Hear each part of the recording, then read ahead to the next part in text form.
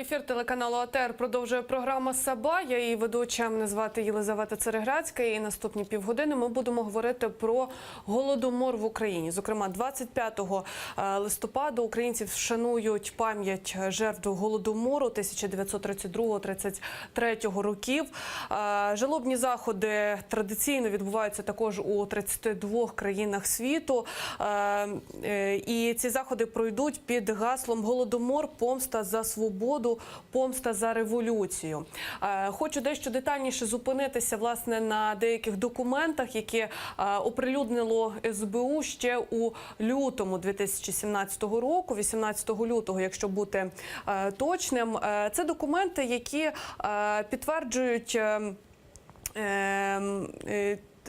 за підписом голови Комітету державної безпеки Української РСР Миколи Голушка інформування до ЦК Компартії України про спроби противника активізувати антирадянську компартію довкола так званого штучного голоду в Україні в 1932-33 роках. І в цьому документі, який є у вільному доступі, власне, його можна подивитися навіть у соціальній мережі Facebook, на сторінці СБУ, і там видно, що штучний голод скрізь береться у кавички, тобто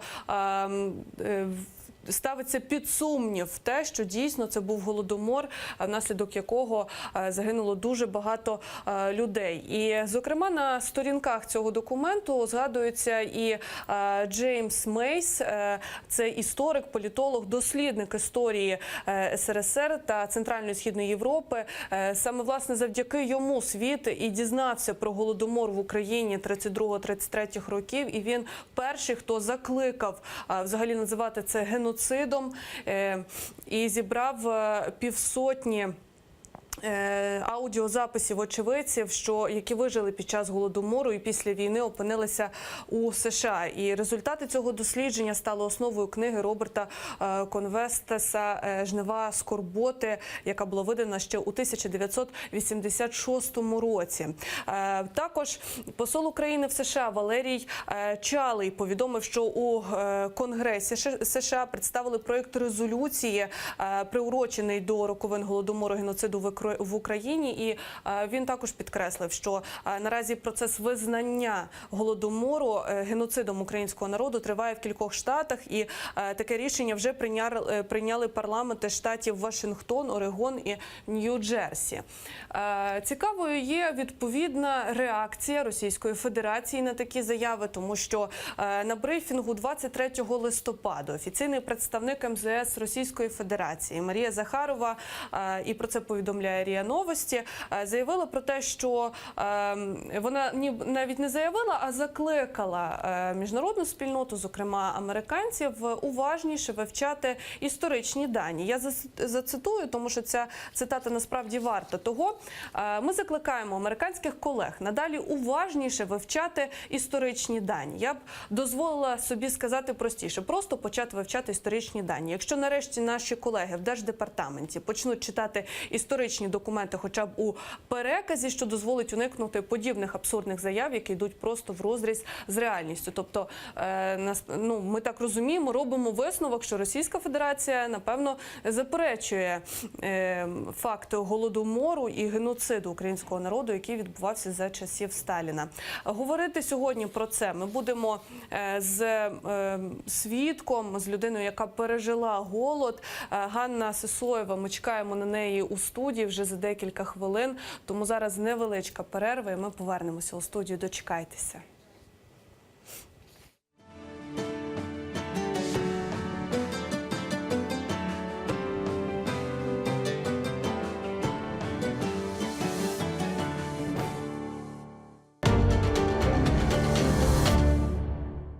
Ebedi, yüce kıymetlerinin, fani bitmez meşakkatlarının, meselelerinin arasında dünya yaratılgan andan kıyamet günü kadar mücadele devam ete.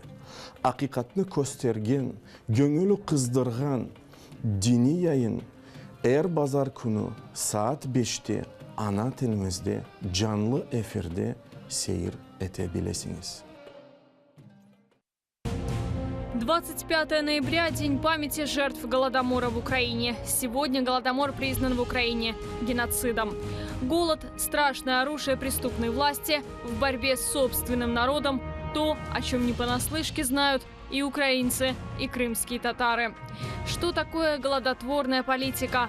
Как историческое знание влияет на формирование украинской политической нации?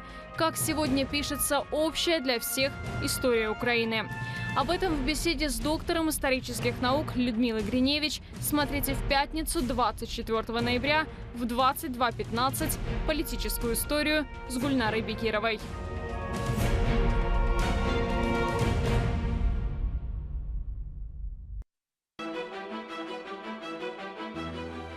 Мавы Кок-Байрак, небесно-голубое знамя и золотого цвета герб Тарах-Тамга – сегодня узнаваемые символы крымских татар.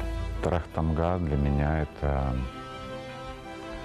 равновесие в гармонии или гармония в равновесии. Что же собой представляет голубое знамя и гербовая эмблема Тарах-Тамга крымских татар? Всегда ли эти два символа принадлежали крымцам? Были ли они заимствованы или перешли по наследству? Я думаю, что в процессе изучения мы разгадаем ее. Смотрите на телеканале АТР «Алтын Давыр» в субботу в 17:35. Символы крымских татар – Кок-Байрак и Тарах-Тамга.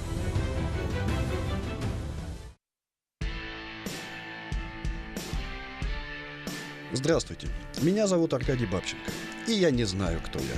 У меня не осталось ни страны, ни родины, ни дома, ни имущества. Я теперь беженец, политэмигрант, национал-предатель, пятая колонна и человек без определенного места жительства. И, откровенно говоря, мне глубоко плевать. Мое бывшее великодуховное скрепное отечество я воспринимаю теперь только лишь как источник тем для своих фельетонов и статей, а также для моих еженедельных эфиров на телеканале АТР.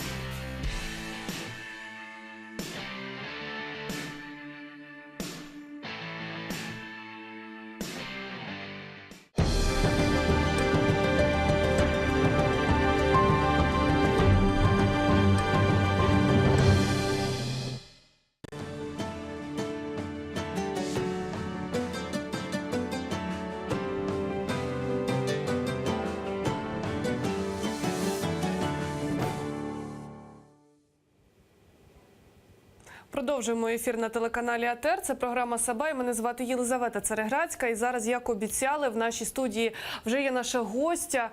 Це свідок голоду 1932-33 років Ганна Сисоєва. Пані Ганно, доброго ранку. Доброго ранку. Розкажіть, будь ласка, вам було 8 років, правильно, коли почався Так, голод? 8. Де ви тоді проживали? Я проживала в селі у Чернігівській області. У нас сім'я була 8 дітей, 2 померли, 6 залишилося. Я пам'ятаю, цей голодомор, що весь час хотілося їсти. Ми так і були виснажені, худющі.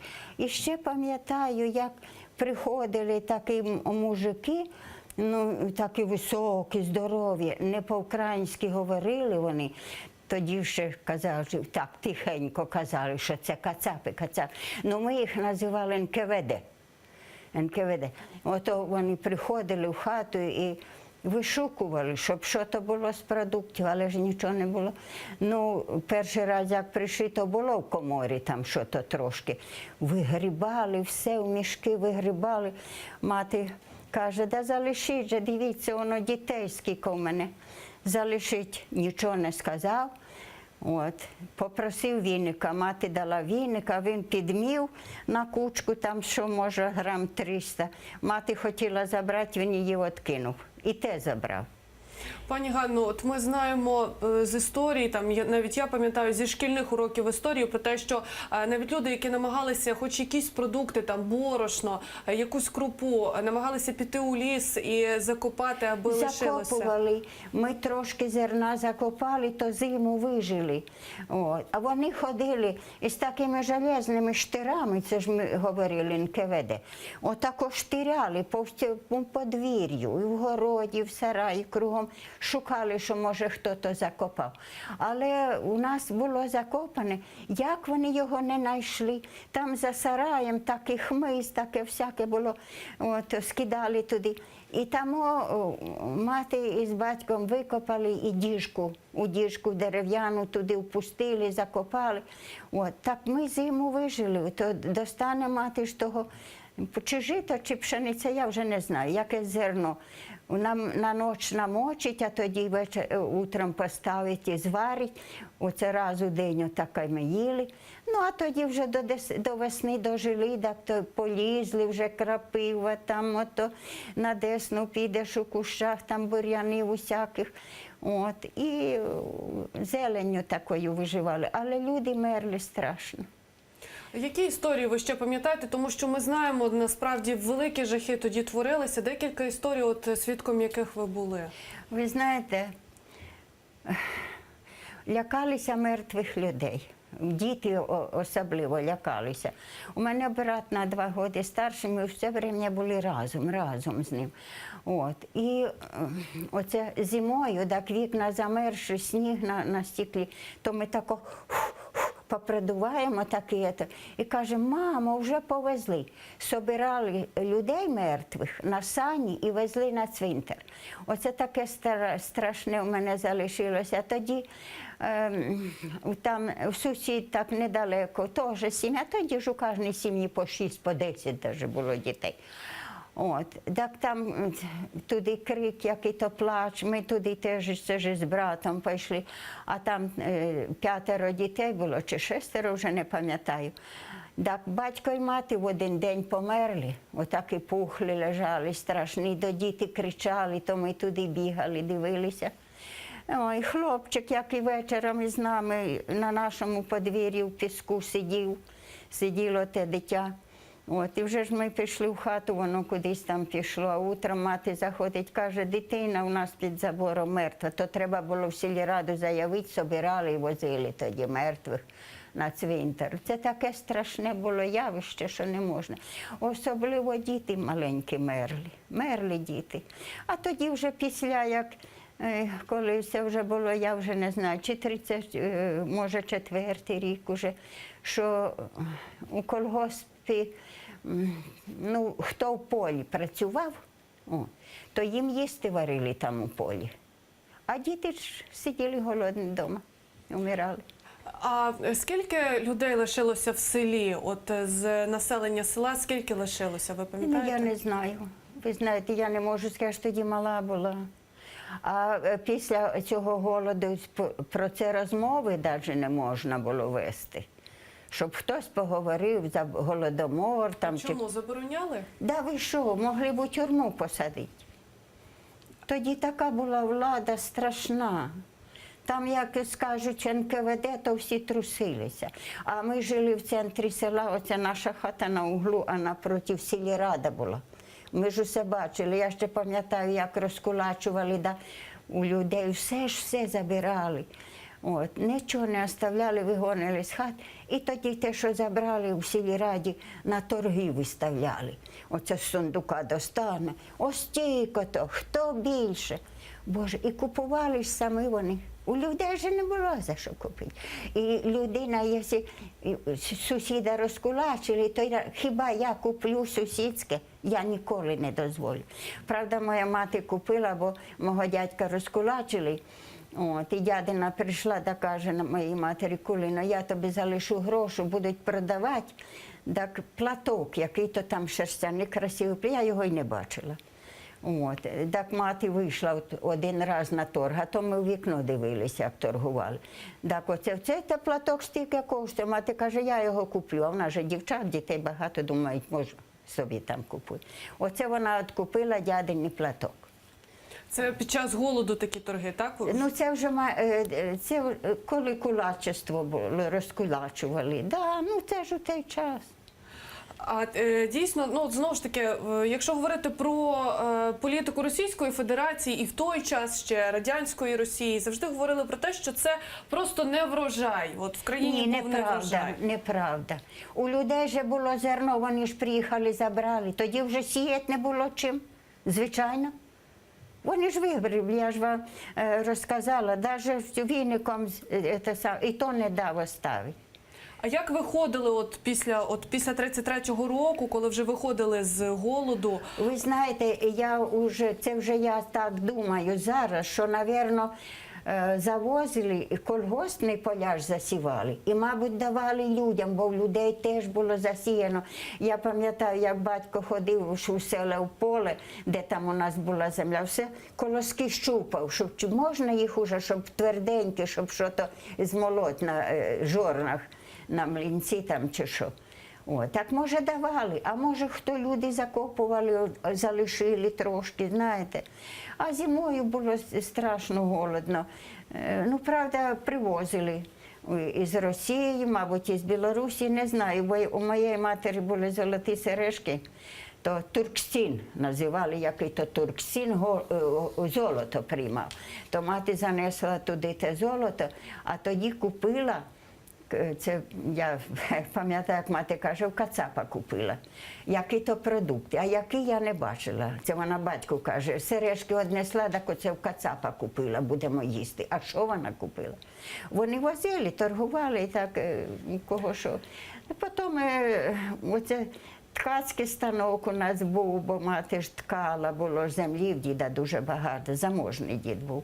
От. Так сіяли коноплі, льони, тоді терли, мочили і пряли. От. Так було... Пані Ганно, а от коли вже можна було говорити про Голодомор, про те, що це дійсно були такі страшні злочини і геноцид, ви пам'ятаєте, коли вже почалося? Так коли ми незалежні стали. А тоді ніхто не говорив навіть. Тоді і забули, вже самі люди забули, тому що не можна було, спочатку не можна було про це говорити, а тоді, знаєте, воно покоління за поколінням, вже воно забувалося. А це після як стали незалежними.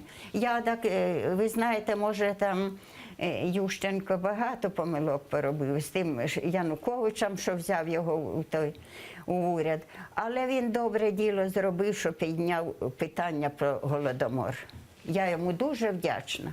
Я зрозуміла. Ми вам дуже дякуємо, Ганно, пані Ганно, за те, що ви до нас завітали. Ганна Сисоєва, свідок Голодомору, розповіла про страшні реалії, які коїлися тоді в Україні 1932-33 роки. Зараз ми робимо невеличку перерву і потім повертаємося до студії, будемо говорити про цікаві теми. Не перемикайтесь.